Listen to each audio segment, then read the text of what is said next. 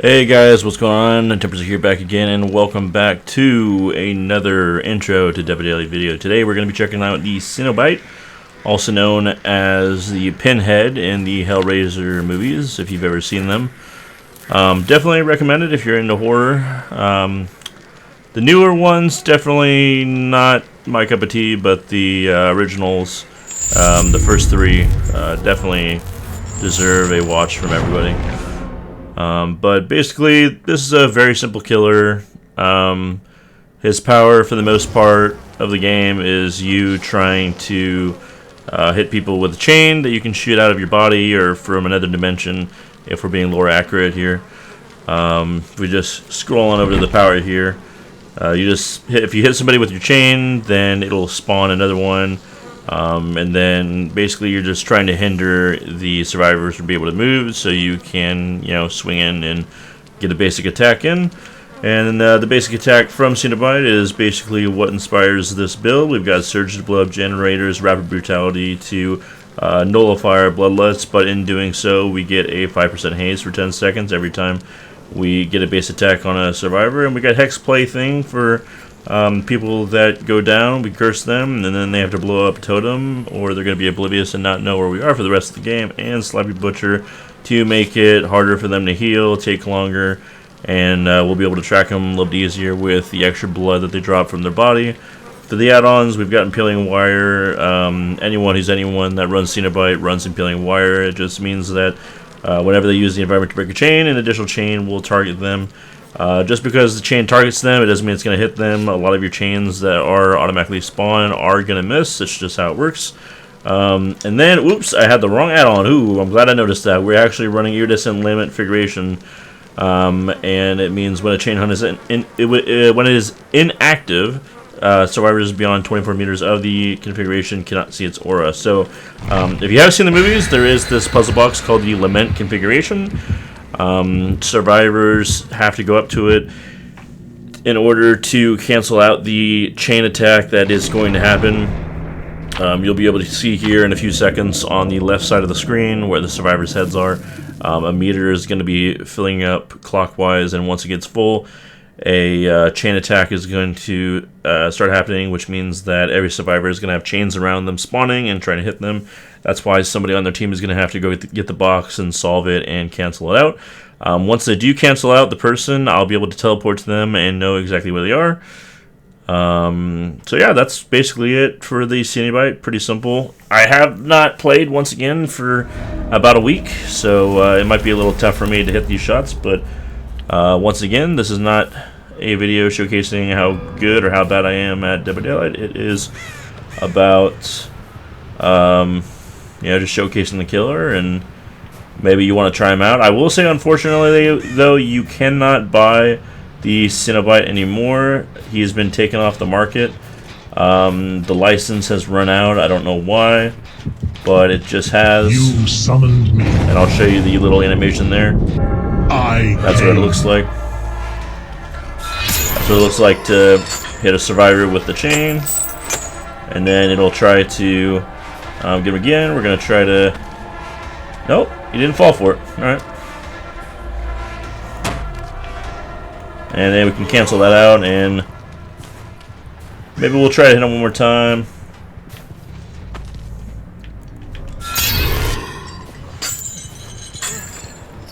And we do get him there, so that's good.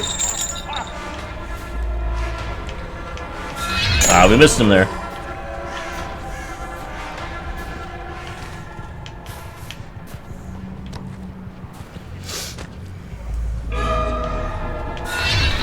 Oh, we just missed it there. So yeah, sometimes it's hard. You kind of want to get closer than that before you shoot off the chain. But like I was saying, he's kind of not on the market anymore. To purchase due to some kind of licensing,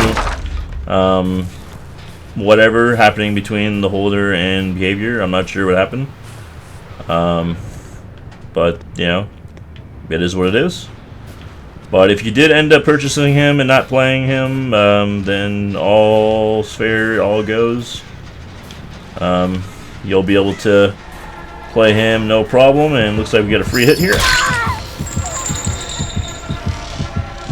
You don't always have to teleport to the box, by the way. We get a hit there. This looks like a pretty competent team, so it might be a loss. It's hard to tell sometimes. She did teleport there.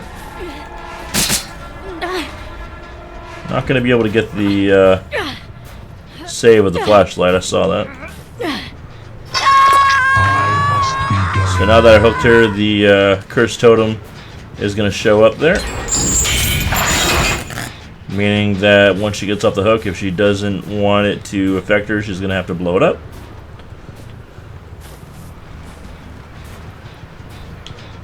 And we just got to try to find some more victims there. As we can see on the left side of the screen, the meter just reset because of the lament configuration being solved. Probably going to be on this gen here. Nope, I do see somebody. Ah, he dodged it. We gotta try again. Now we're in chase, the music starts. Alright, we're gonna leave him because we're messing up too many times. One thing you gotta recognize when you start playing killer or whatever is there are times when you gotta leave and times when you gotta not leave, you know?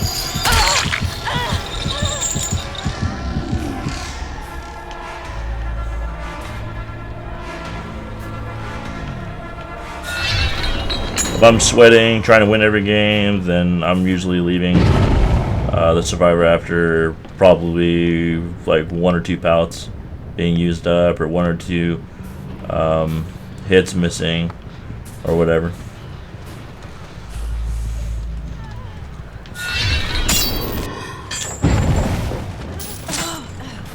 Yeah, I knew she was gonna run back because you know, a lot of survivor mindsets, if they don't play survivor on a consistent basis, they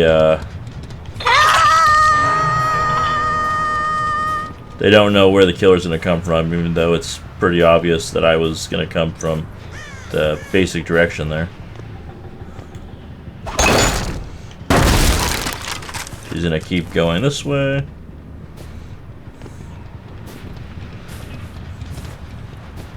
Yep, there she is. Now we can cancel that out. She's gonna keep running.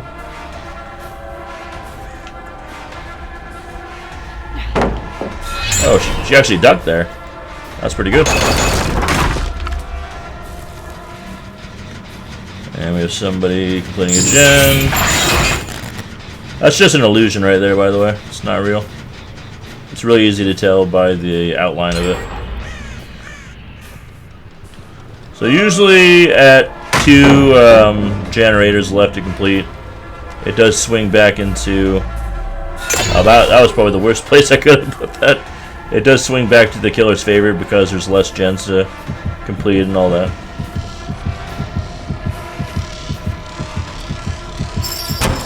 That's a free hit there.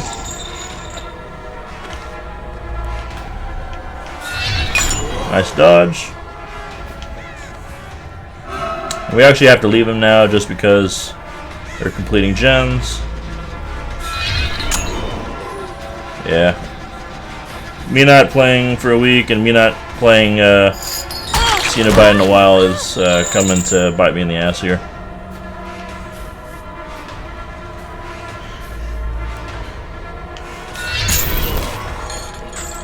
And I get stuck on a hook that isn't supposed to be there.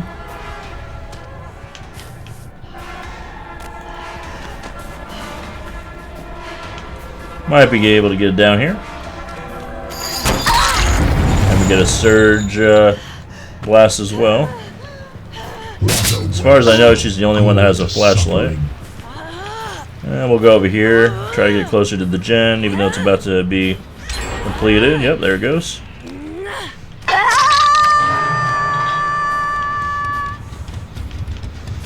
We'll go to one of the other gens. This one's barely touched. They're probably on this one down here. Yep, it's about to be completed.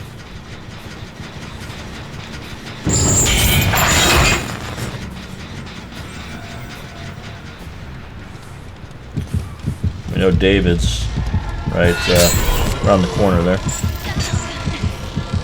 Oh no, don't do that. I think they've added some lines too, so she's trying to take me away from the gen, so this is definitely a team of 4, a full squad that are communicating in Discord. It's very difficult to beat that. He climbed up the stairs. There's no way for me to get him with my power, because one thing about Dead by Daylight is you can't jump, you can't do any interactions that involve jumping up in the air or anything like that. This is a grounded game. That's why the most that you can do in terms of jumping or getting up in the air is playing as Ghoul. But I mean, even he can't really move like he does in the show, in the anime.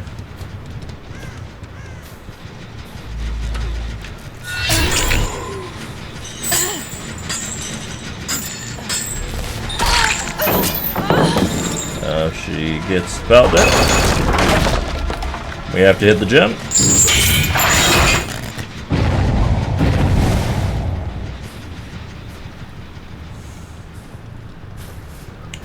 I think I've hooked her twice, so she might be dead on hook, actually.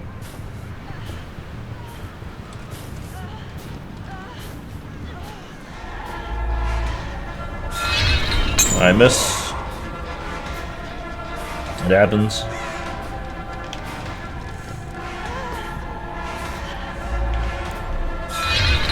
I missed again.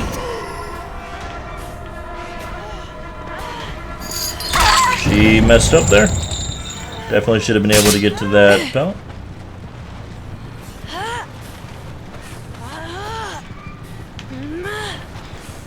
Oh, please.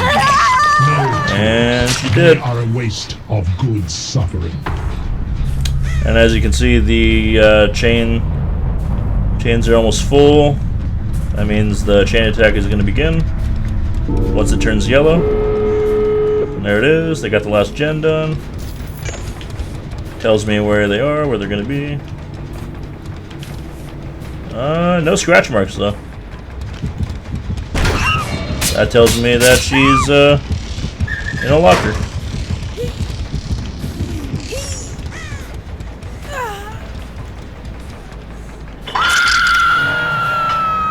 That's her first hook. I think I just saw someone hide behind this rock. They just completed the configuration.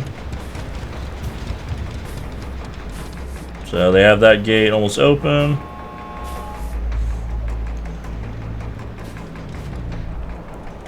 We'll cancel that out.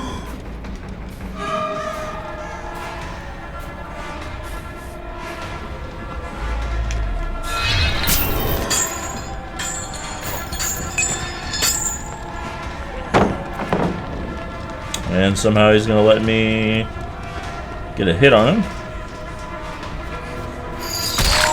That tells me that ready to go. Maybe not. Okay. Wasting my time. Still not really close to getting to a exit gate though.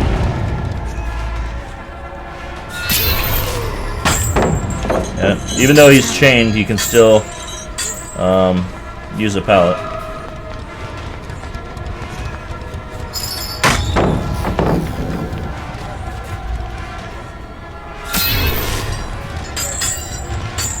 Breaks it pretty nicely.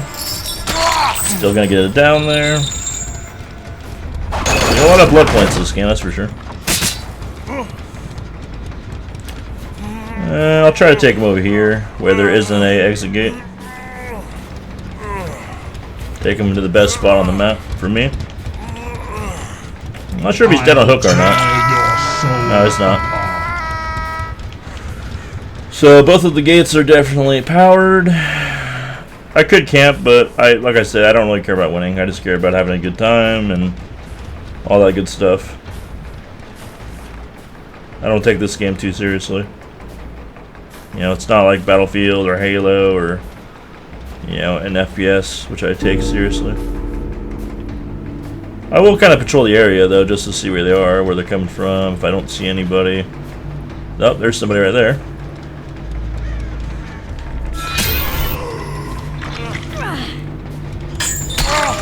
So I did get a hit on him because he blocked.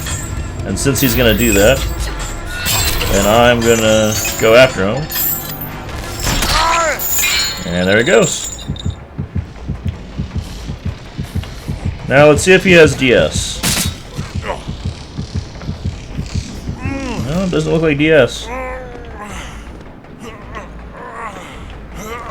This is looking like a 2K. Well, so be it. We'll take a tie. Ooh, nice hit.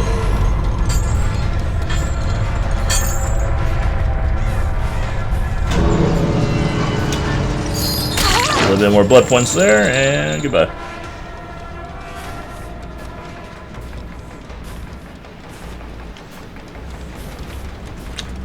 Well, rough start. It actually turns into a 2K, so not bad.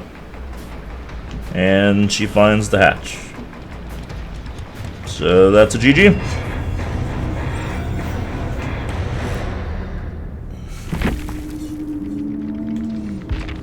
To a 1 pip there. We see the builds. You've got Woe, Saboteur that they didn't really get to take advantage of. You've got Bond, Deja Vu, Resurgence, Lithe, Resurgence.